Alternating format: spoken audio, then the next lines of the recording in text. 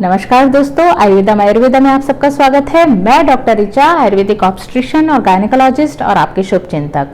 दोस्तों, आज के इस वीडियो में मैं यूरिनरी ट्रैक्ट इन्फेक्शन या यूटीआई जिनको बार बार होता है उनको क्या बचाव करने चाहिए, क्या घरेलू उपाय करने चाहिए और इसके साथ ही मैं कुछ आयुर्वेदिक दवाइयों के बारे में आपको बताऊंगी जिससे कि आप अपना इलाज स्वयं कर सकते हैं।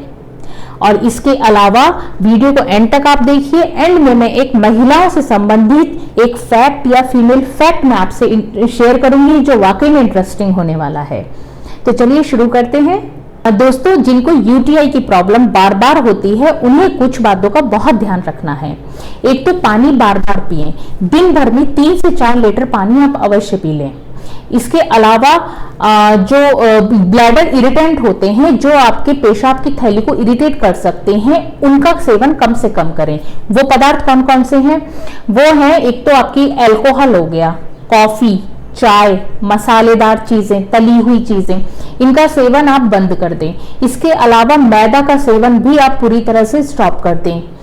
ठीक, और इसके साथ साथ आप यूरिनेशन के लिए बार बार जाएं। पेशाब के वेग को रोके नहीं। जब भी आप टॉयलेट जाएं अपने प्राइवेट पार्ट को वॉश जरूर कर लें। इसके अलावा जब कपड़े पहनते हैं वो ढीले कपड़े पहने, सूती कपड़े पहने। अंडर गारमेंट्स भी आप टाइट बिल्कुल भी ना पहने। पीरियड के टाइम पे पैड आप रिपीटेडली चेंज करते रहें।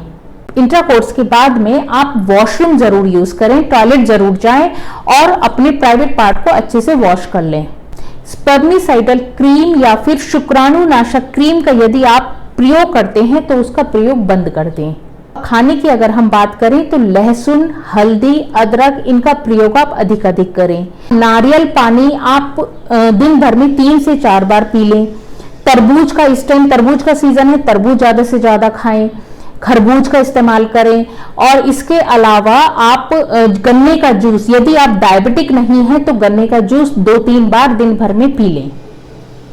दोपहर के भोजन में मट्ठे का इस्तेमाल जरूर करें। मट्ठे में थोड़ा सा 1 चुटकी भर काली मिर्च का पाउडर मिक्स करके आप उसे जरूर ले लें अपने भोजन के साथ में। तो ये तो थी कुछ बचाव और खान पान के बारे में बात। अब हम बात करते हैं कुछ घरेलू नुस्खों की।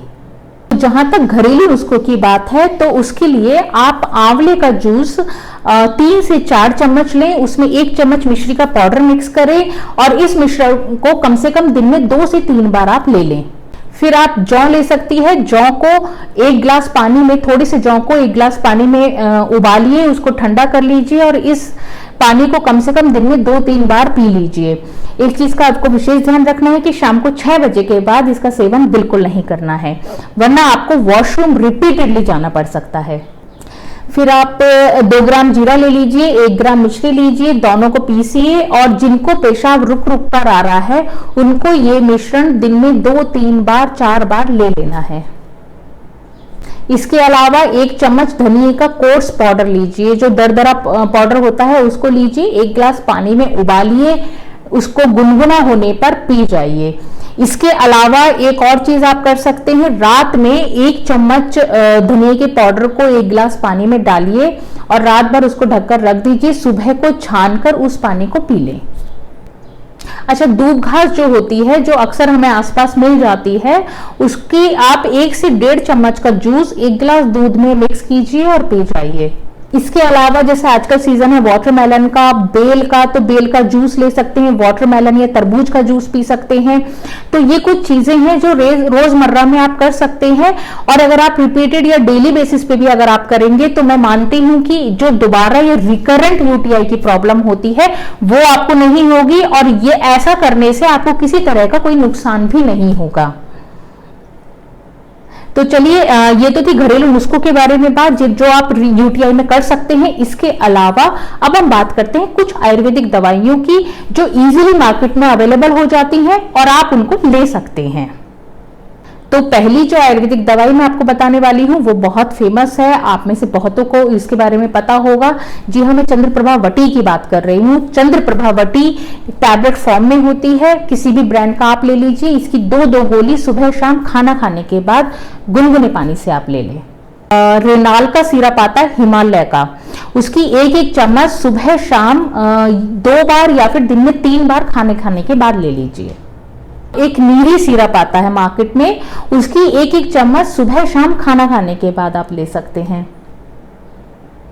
इन तीनों दवाइयों के अलावा एक लास्ट में एक और दवाई मैं आपको बताऊंगी, वो है बंगशील। बंगशील ये टैबलेट फॉर्म में आता है और इसकी आप 2-2 गोली सुबह शाम खाना खाने के बाद ले लीजिए। ये आई थिंक एलर्सिन ब्रांड का होता है।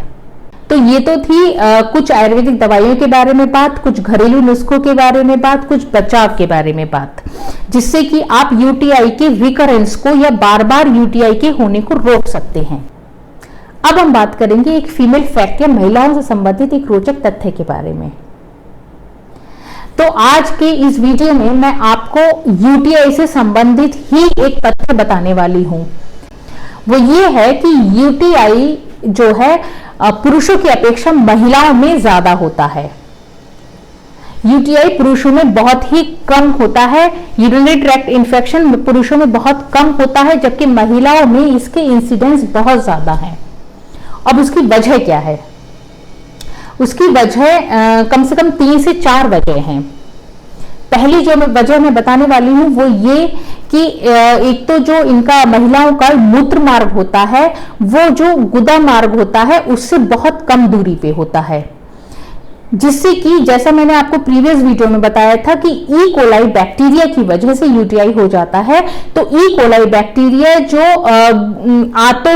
आंतों से होता हुआ गुदा मार्ग के रास्ते बाहर आता है, वही ई कोलाई बैक्टीरिया बड़ी आसानी से मूत्र मार्ग में प्रवेश कर जाता है।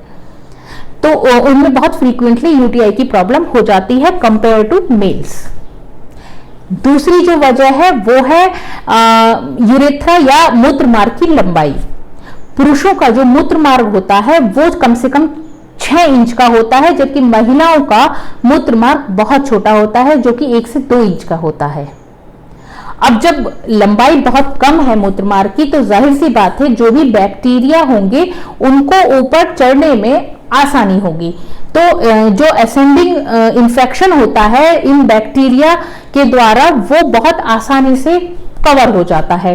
तो इसलिए मूत्र मार्ग से होते हुए ये किडनी तक आराम से पहुंच जाता है ये इन्फेक्शन।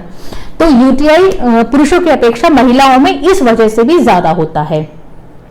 फिर हम तीसरी वजह की अगर हम बात करें तो वो है हार्मोनल इन्फ्लुएंस की वजह से।